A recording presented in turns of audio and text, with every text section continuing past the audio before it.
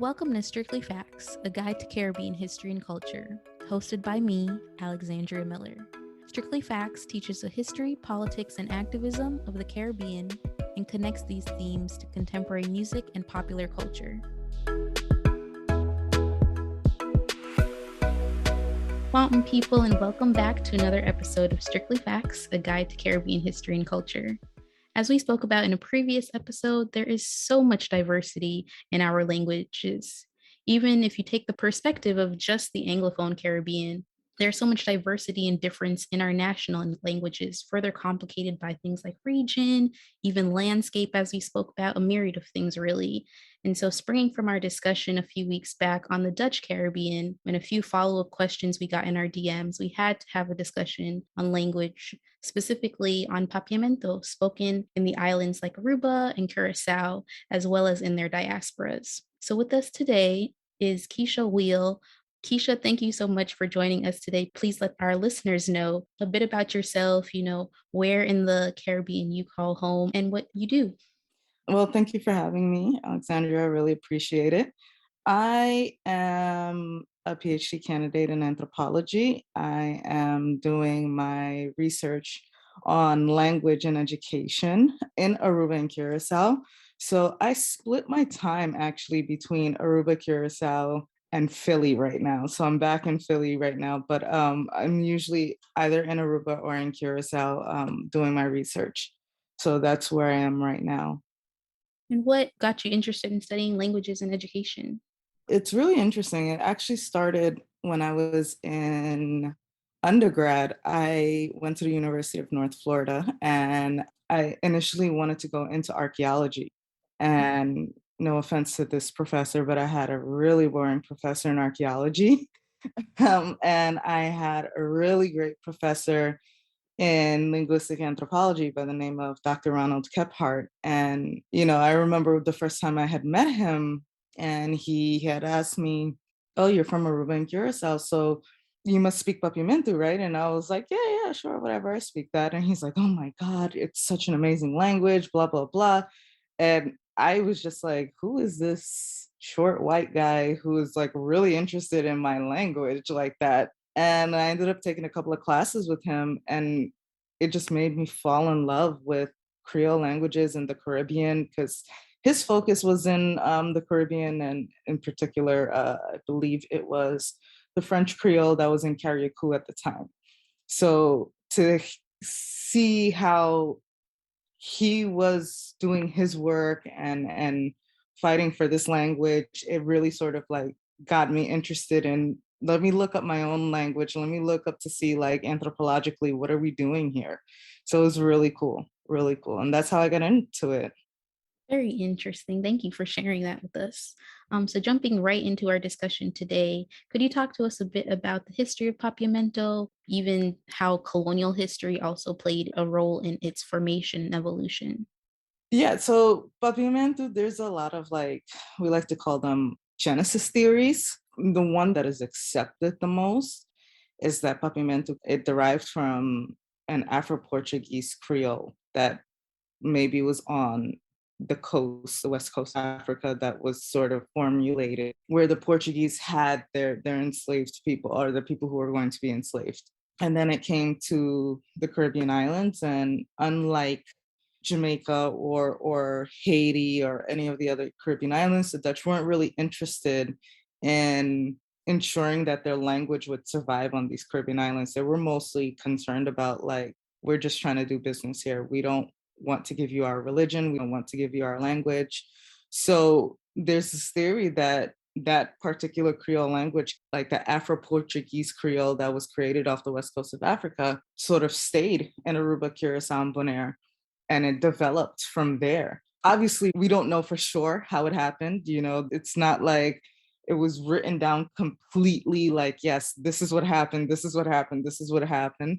But we do start to see, I think, from the 1700s, I think that's the earliest point where we start to see in writings from Dutchmen who are like, yeah, there's this thing that's happening on these islands. And I know at one point they start calling it Papiamento. So it has a name at one point in the 1700s, which is fascinating. It wasn't something like they were like, oh yeah, this is broken down, whatever. But at this point, you do start to see that it has a name. And it's really intriguing because it becomes not only a language of the enslaved, but it also becomes a language of the islands in general.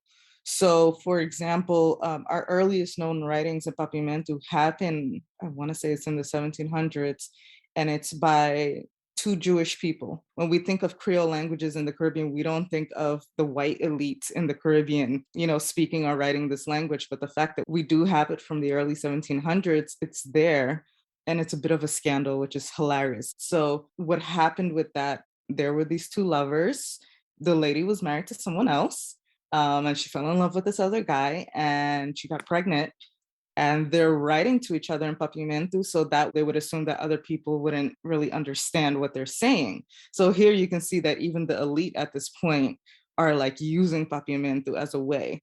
And, they're talking about how much they love each other and how they can't wait to see each other again. And, how she had gotten pregnant and she tried to get an abortion for that time, and a woman that she knew who was enslaved, she had used her as a way to get her abortion. So she's like, yeah, she gave me something to get an abortion, but I don't think it worked. And she's like, unfortunately, my family found out and then they beat her. So it's really sort of this really back and forth between the two of them. And it's intriguing and sad.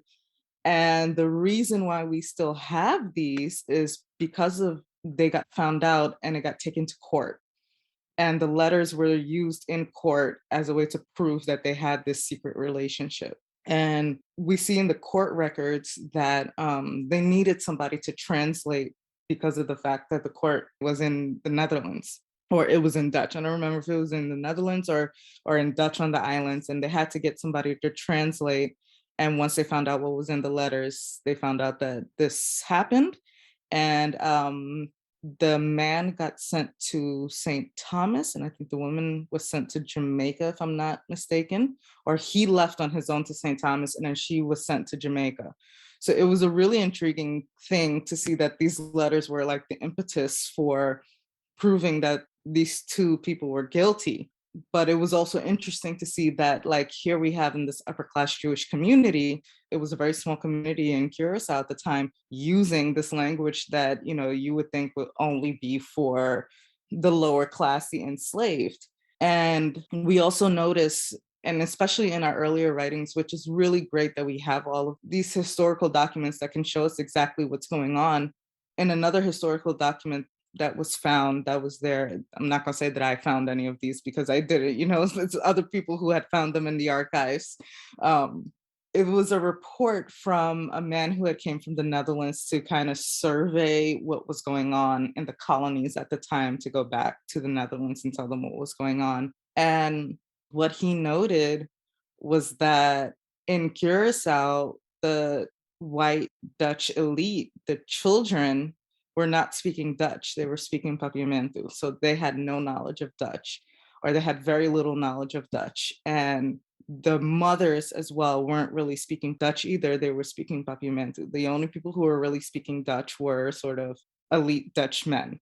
And he had wrote back to the Netherlands about how this is a big problem, that, this is going to devolve into something else. We need to do something. So these Dutch descent kids can have their Dutch history and their Dutch language. And, so it became this huge thing. And I think that's one of the reasons why Papiamentu survived in a way that maybe perhaps other Caribbean Creoles didn't. It wasn't necessarily for one particular class. It kind of permeated all these different classes. And it had a lot to do with how the Dutch had situated the islands, like, yeah, we're not going to teach our enslaved or anybody else our language. We're not going to give them our religion. We're just going to keep it for ourselves. And then it kind of backfired, because then their own family members started using Papiamentu. A lot of it, we say, is predicated on what we used to call yayas. And yayas were basically Black women who had took care of the children. And they said that mostly the reason probably how Papiamentu got to the upper class, it came from a bottom-up approach, is because of the fact that these women and children, they weren't speaking, to their husbands and dads. They were speaking to the yayas. So the yayas were teaching them Papiamentu. And that's how they were able to get it. So, I have to give credit to these Black women, because these Black women, at the end of the day, they're one of the people who helped ensure that Papiamentu survived, even if it was unintentionally. Thank you so much for that historical framing. One thing that I think really stuck out to me in your description is how Papiamento is also largely a written language, right? Which I think if we look at some other Creole languages or national languages in the Caribbean, don't necessarily have that same history. And so could you talk to us a bit about, one hand, the impact of it being a written language, and then also maybe some of the similarities or differences in grammatical structure that you've seen between Papiamento and some of those colonial languages that have influenced it? I think, as I've mentioned before, what really is striking is because the upper class, they were writing in it. And not only were they writing in it, we have from the priests who came either from Venezuela or from the Netherlands, these Catholic priests who felt the need to teach in the language of the people. That wasn't something that was just unique to Aruba, Curaçao, and Bonaire. That was just the Catholic doctrine all over the world. If we want to convert these quote unquote heathens, we have to do it in their own language. It's like, fortunately, unfortunately, because fortunately for us, we were able to preserve a lot of their catechism books, where the catechism books were in Papiamentu, and we can see sort of the grammatical structures and the way that they were writing it. So we can kind of tell if it was a Dutch person or if it was somebody else. So, for example, in the letters, because it was from the upper class Jewish community, who had spoken Ladino, which was sort of a Spanish-derived language that was spoken by the Jewish community. So when we see the grammatical structure in Papiamentu in their letters, it mostly has like a Portuguese, Spanish grammatical aspect to it. And then when we see in, for example, like the Dutch priest, it has a lot of Dutch grammatical aspect to it. And it's really intriguing as to how that sort of carries on even today. So I would have to say that Papiamentu in Aruba and Curaçao, they are considered official language, and they both have official orthographies, which was created in the 70s, 80s, mostly in the 80s. But we do tend to see like this generational divide in who uses the orthographies and who doesn't. So the younger kids who got Papiamento in school, even younger than myself, they are actively using the orthography because they learned it in school. So the older generation, on the other hand, they don't use these orthographies. And this is where we start to see whether they have a more Dutch base or a more Spanish base or whatever, because you really can see how the people write Papiamento based on if they're more Dutch or if they're from a Spanish speaking country, or even if they're from the islands, but they prefer Dutch, so that's where that is coming from. And it's a really intriguing thing because of the fact that for the longest, like with many Creole languages, there was no official orthography. And like I said before, because of its historical importance, and it was written down in several things since the 1700s, I think compared to other Creole languages, why we were able to succeed in a way, unfortunately, that others didn't, was because of the fact that it was spoken at different levels. It was spoken at different economic levels, different status levels. And that ensured that we had different types of people who were pushing to say, let's create this official orthography. I mean, I have found in newspapers from like the 40s or 50s, 1940s, 1950s, where they're really like, we need to have an official orthography. We're working on it right now.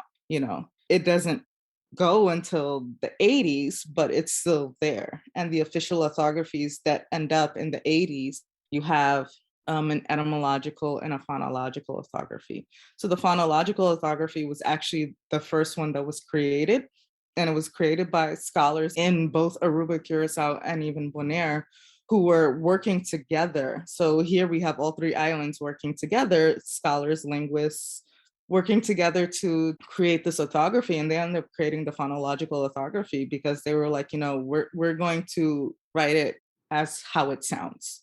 And in Aruba at that time, there was sort of like, there was a political reckoning happening at the time that they wanted to separate from what was the Netherlands Antilles. And, a lot of people won't think that language is an impetus for that. And we have to realize that it has a strong part of cultural identity, not just in the Dutch Caribbean, but in other parts of the world. And it's stronger than what we think. People tend to throw language on the side, but it really has a strong cultural identity.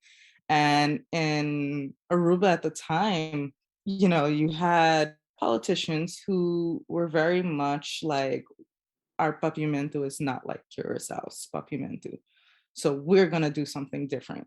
So even though you had scholars and linguists from Aruba who are like, yeah, no, we all speak the same Papiamentu, we might have regional differences, but it's the same language. We are working on this one orthography. Here comes this politician who is like, no, that's not the case. Our language is very different because it came from the indigenous people and the Spaniards, not the enslaved people. And so he employs journalists on the island and the journalist's wife, who neither of them are linguists, in order to create the orthography for Aruba.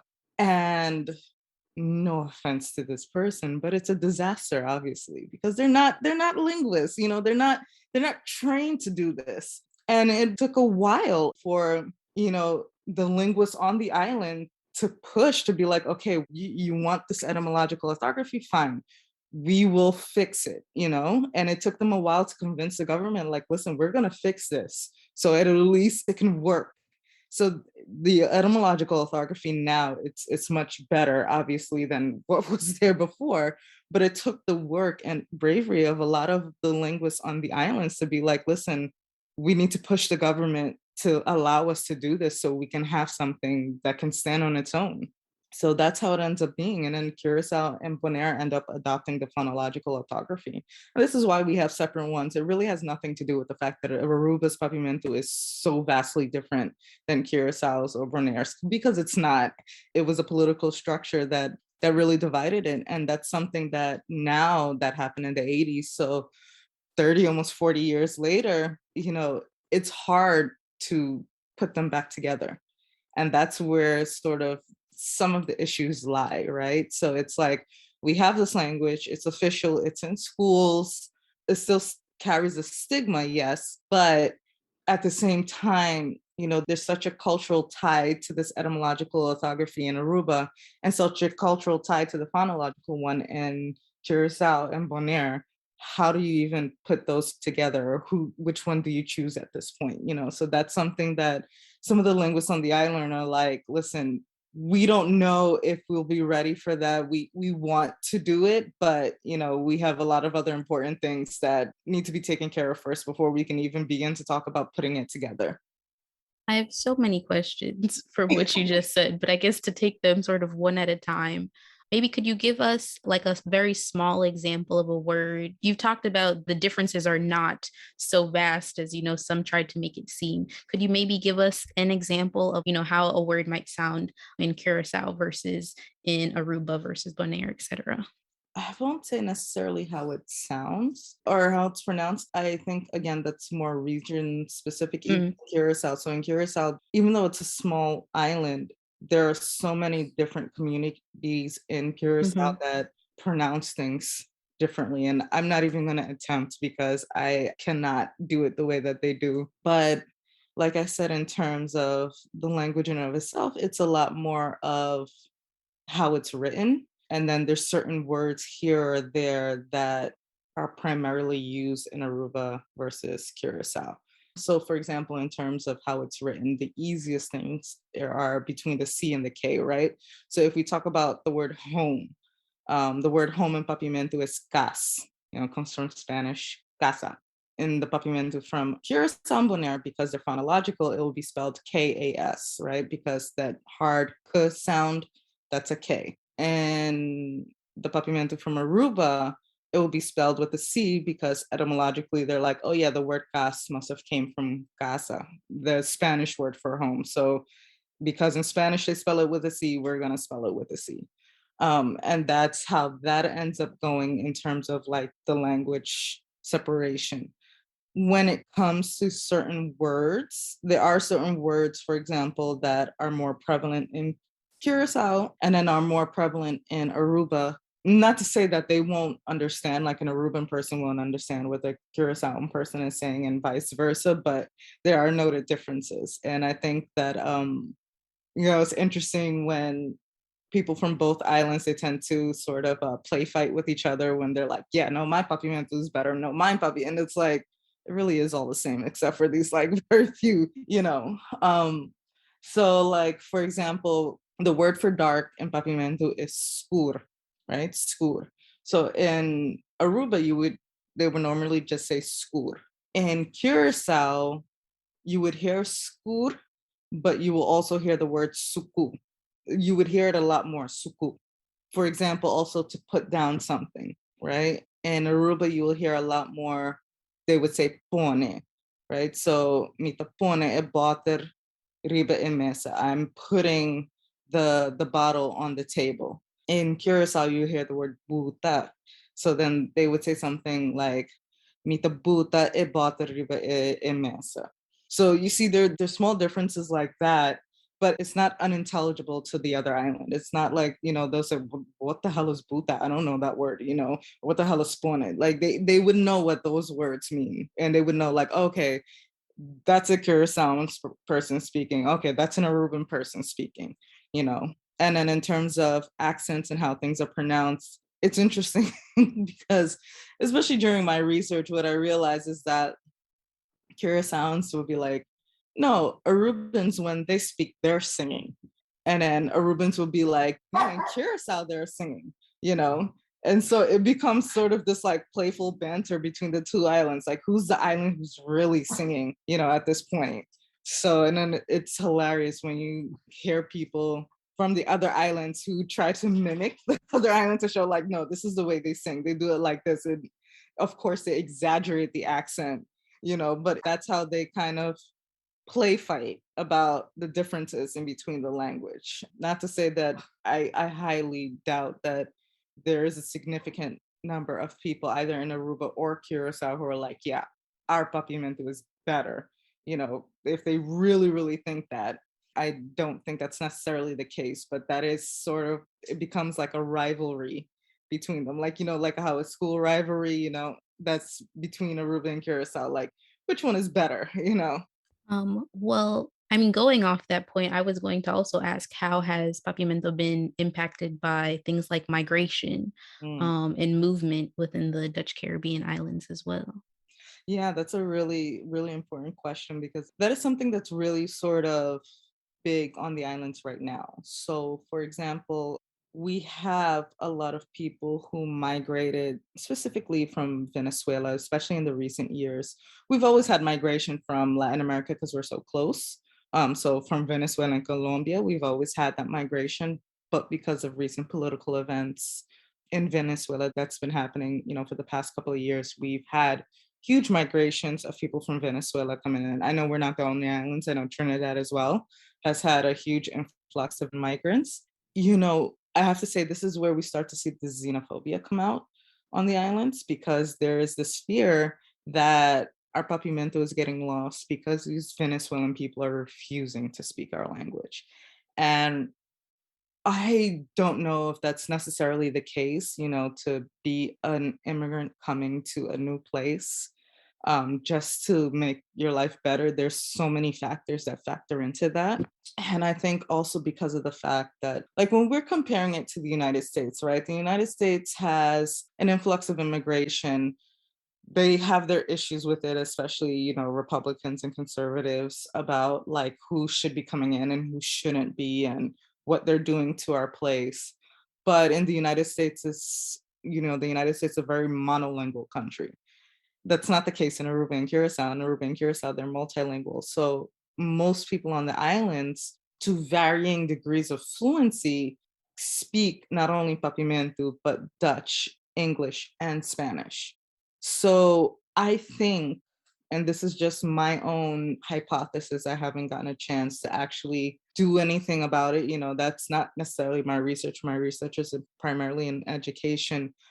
But I think because of the fact that not only does Papiamentu sound similar to Spanish, but also because we can speak Spanish on the islands, immigrants who are coming in who are Spanish speakers, they feel a bit more comfortable. And that's not to say that they're not learning Papiamentu. I think that's sort of the fallacy that is prevalent throughout the islands of like, no, they're not trying to learn our language. I think there is a significant number of them who are trying to learn the language, who are trying to learn Papiamentu. Maybe they're not doing it as fast as people want.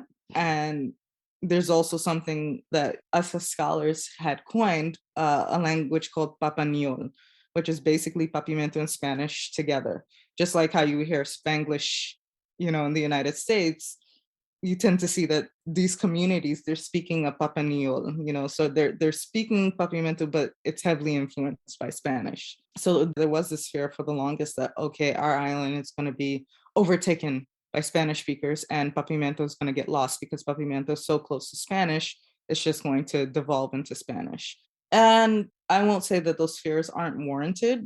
For example, when you go to Aruba and you go to the main city, Oranienstad, you do tend to see, for example, a lot of the people who are working in many of the places, especially in tourist places, are Spanish speakers. So you do tend to hear Spanish a lot. But the other language that you hear also a lot is English. And I think it's only recently that we start to see this fear that English is going to overtake Papiamentu. And there's a bigger fear, I think, with English than with Spanish, because English is sort of like this globalized language. And it's interesting because, especially in Aruba, from the 1920s to, I want to say like the 1960s, 1970s, Lago Oil Refinery, they sort of had unofficial control and who immigrated to Aruba because of the fact that they were owned by what is now ExxonMobil. So they were an American company who owned the oil refinery in Aruba. And they unofficially had kind of pushed the government to be like, listen, y'all can import whoever you want, but we need more English speakers because we're an American company. So this is where you started to see the influx of people from the English Caribbean islands like Jamaica, St. Martin, Trinidad. And they were primarily Black people, and they were sort of centered in the city that was closest to the refinery, which was St. Nicholas.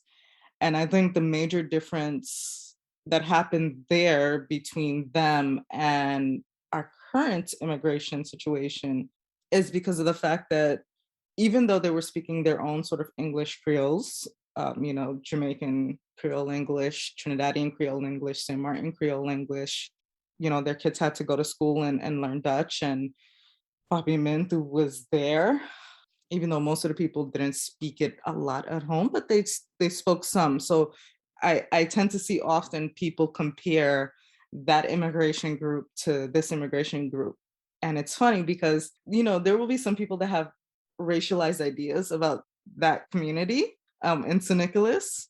But the one thing they'll be like, well, at least they tried. They integrated themselves into our island. These don't, these Venezuelan people, they don't. And it's like, they're apples and oranges, different points of immigration, different time periods, So it's a really intriguing thing. Whereas in Curacao, English Caribbean folks who came to the refinery in Curacao, they integrated immediately, not like in Aruba where they were kind of separate. They integrated immediately. So for them, that community of English Caribbean folks in Curacao, they spoke Papiamentu more fluently. There's no English Creole in Curacao, where there is one in Aruba now that's specifically to that region, St. Nicholas Creole English. And that's how they were able to do. But now presently, in terms of how English is sort of controlling, or quote unquote controlling, I would use the words of other people here, the island, is because of the younger folks. Like I said, globalization takes a big toll on small island nations. So, movies are in English, television is in English. A lot of kids are watching YouTube and TikTok, and those happen to be in English, And so a lot of kids, I won't say that they're choosing to speak English over Papiamentu. I think that's also something that's a bit of a fallacy as well. I don't think they're actively choosing to speak it, but I think it's easier for them in certain instances.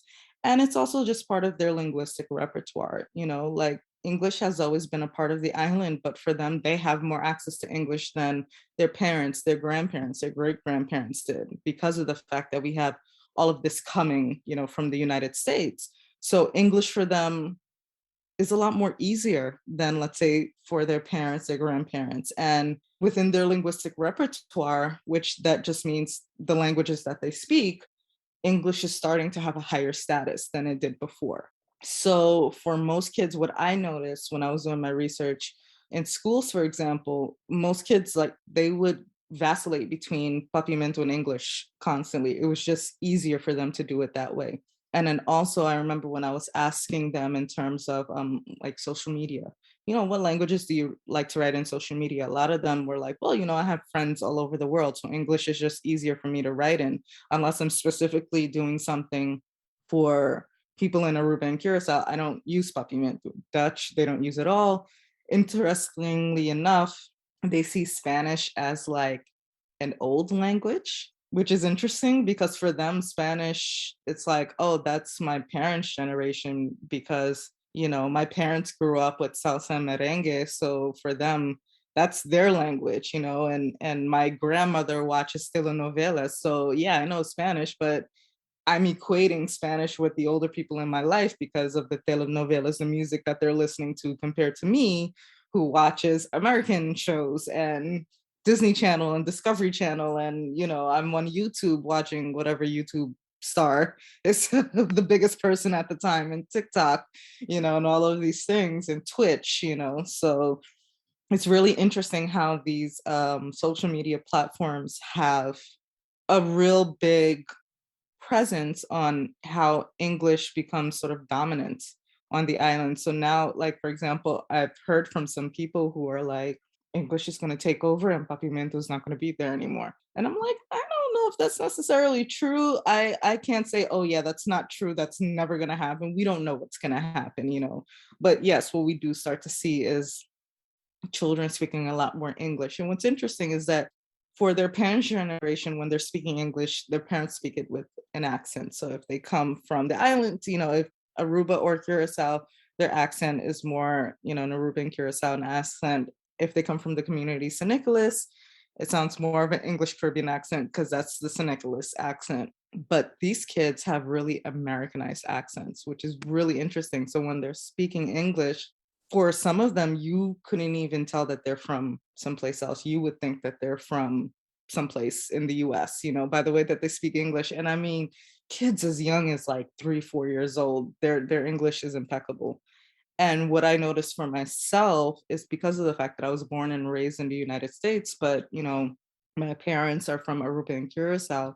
So I grew up speaking Papiamentu. So like when I go down there, I tend to speak Papiamentu more, or at least I try to. And what I noticed with a lot of these kids, the teenagers and even the younger kids, like personally in my life, when I speak Papiamento with them, they always switch to English.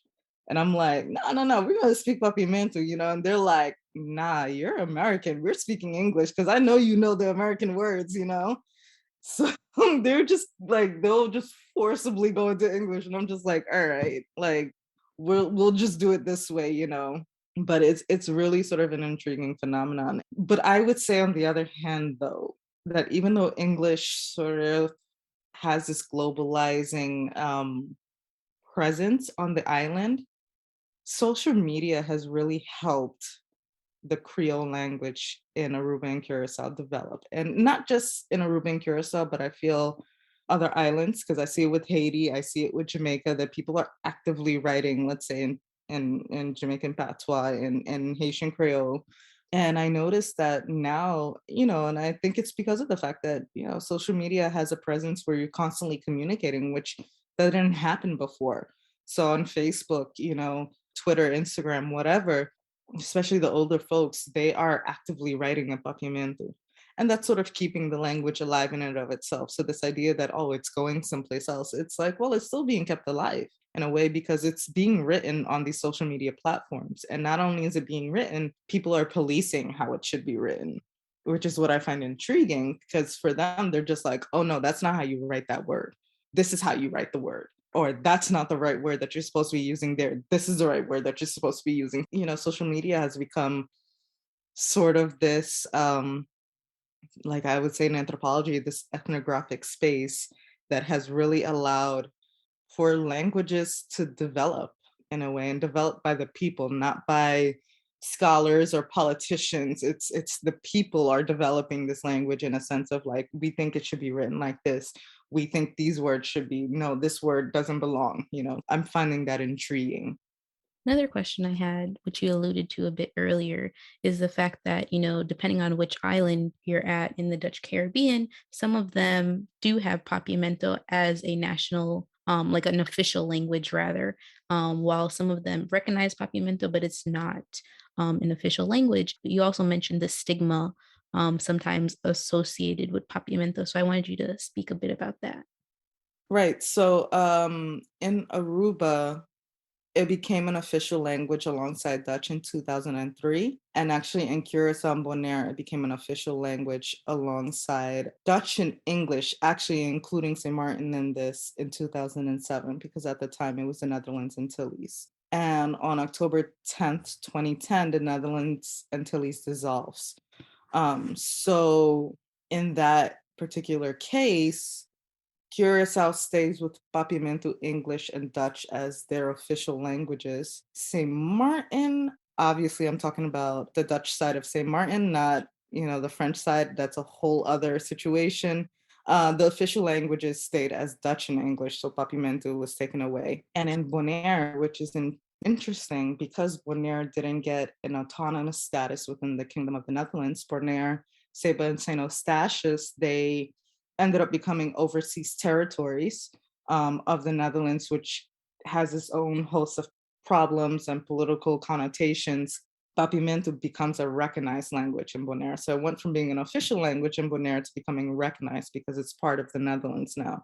And it is something that I think is interesting for the island of Bonaire. Bonaire doesn't get talked about a lot, unfortunately, because Aruba and Curaçao tend to dominate the conversation. But it's intriguing because of the fact that I remember when I was speaking to certain scholars on the island, they were like, no, we're going to use Bonaire. Like, there's still sort of a coalition between, linguists and scholars from Aruba, Curaçao, Bonaire, the Netherlands, who are like, we're making this happen. And they're like, now that Papiamento is a recognized language in the European Union, where it wasn't before because it was autonomous countries, maybe we can push to make it sort of a recognized language, because the European Union, they do a lot with minoritized languages in Europe, right? So you see languages like Spanish and Catalan who have these official statuses because the European Union is really about preserving these marginalized languages in Europe. And they're like, okay, so if technically Bonaire is part of Europe now,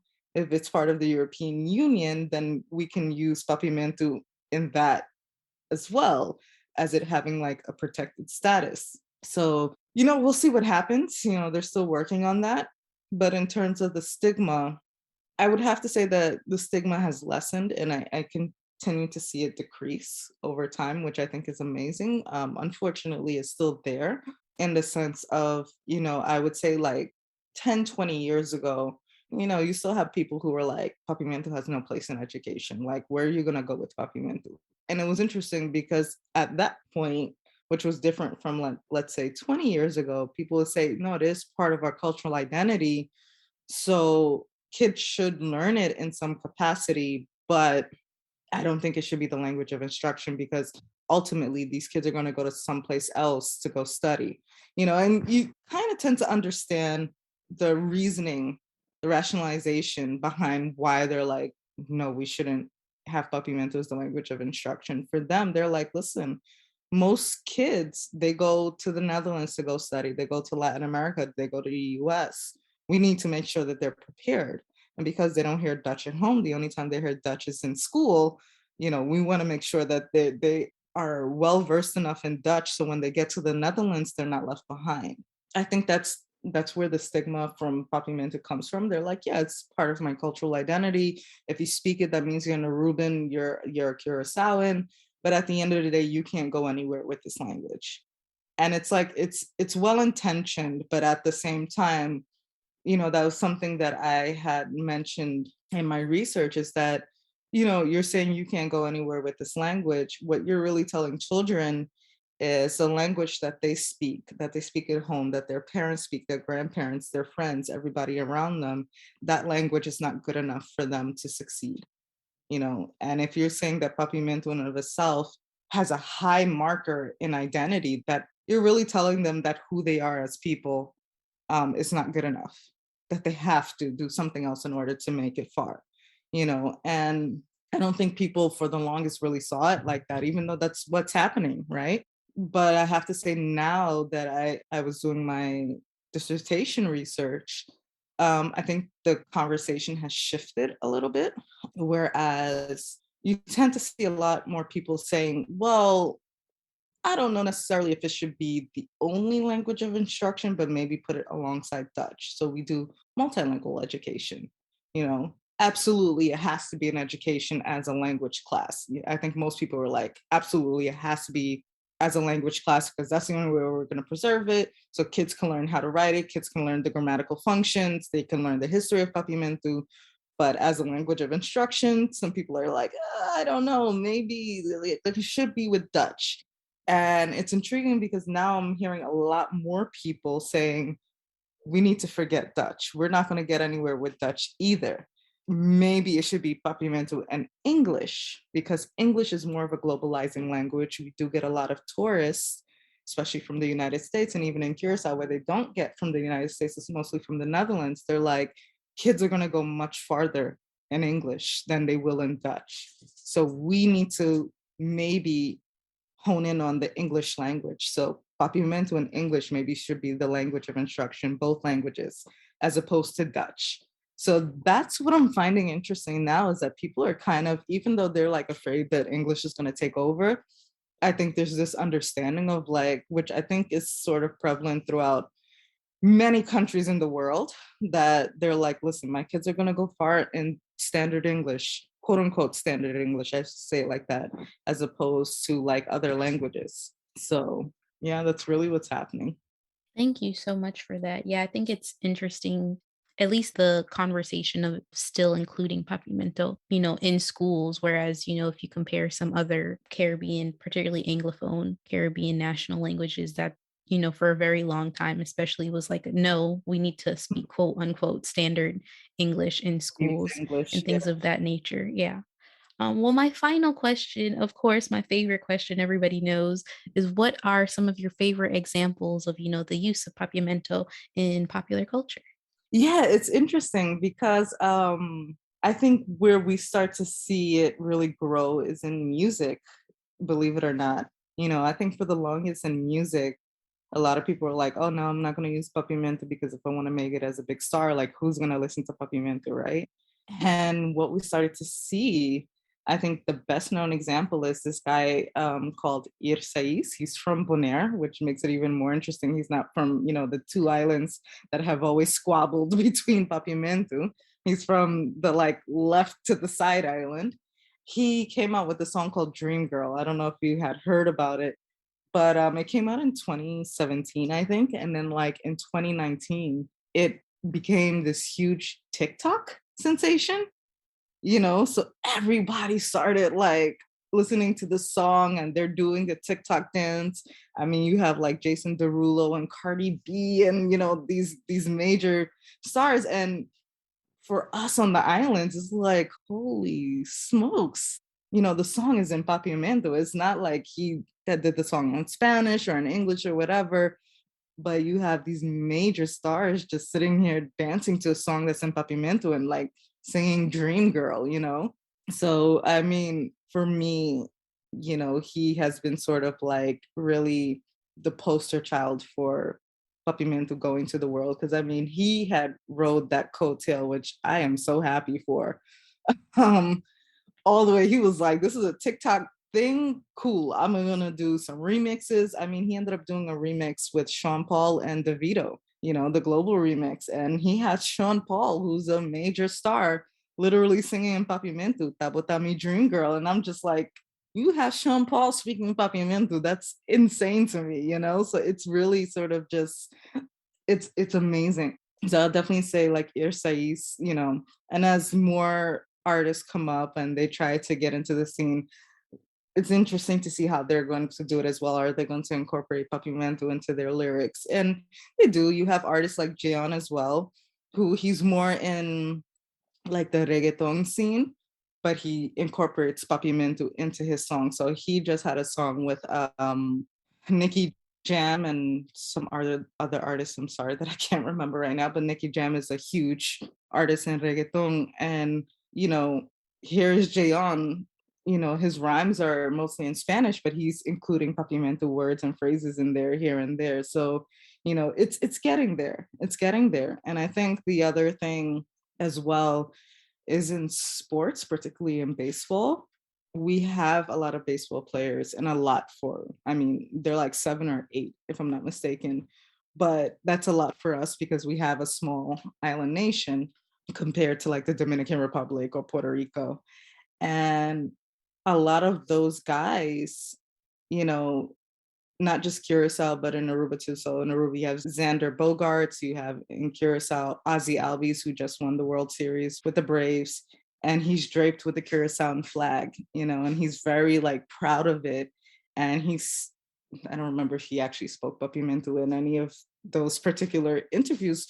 He has spoke about Papiamentu before in interviews, and a lot of Xander Bogaerts has done it. Like when they're like, oh, you're from this nation that speaks 4 languages. And they're like, yeah, Papiamentu is what I speak, and I remember like I can't remember which of the baseball players where they're having an interview and the guy is like, oh, so you come from this Dutch Caribbean island of Curaçao, Aruba. I don't remember from which island the person had came from. And they're like, so Dutch is the national language. And he's like, no, Papiamentu, I speak Papiamentu.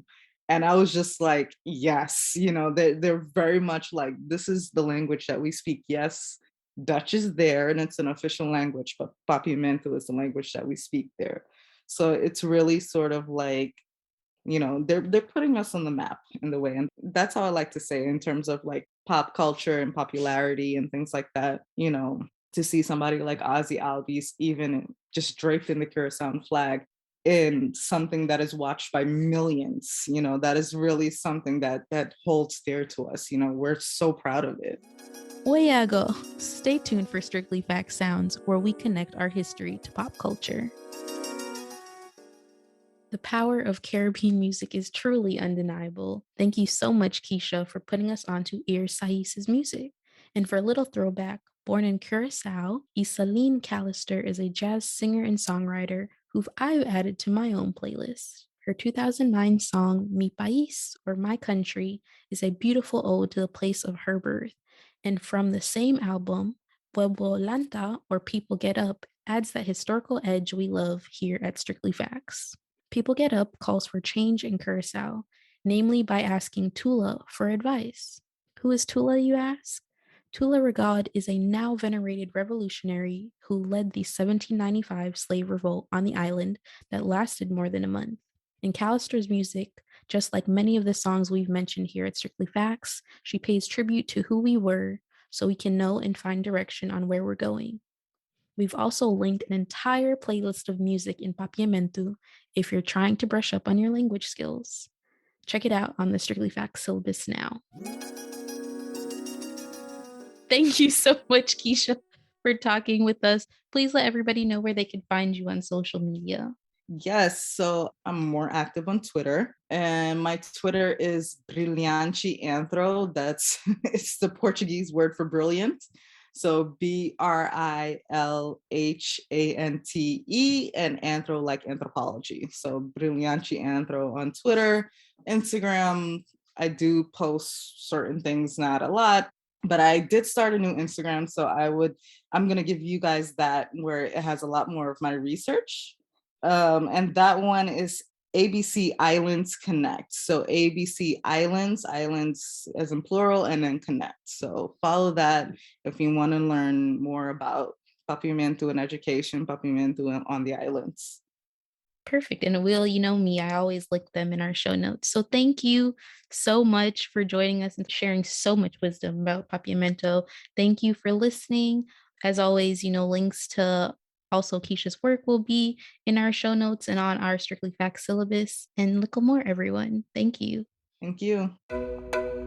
Thanks for tuning in to Strictly Facts. Visit strictlyfactspodcast.com for more information from each episode. Follow us at Strictly Facts Pod on Instagram and Facebook, and at Strictly Facts PD on Twitter.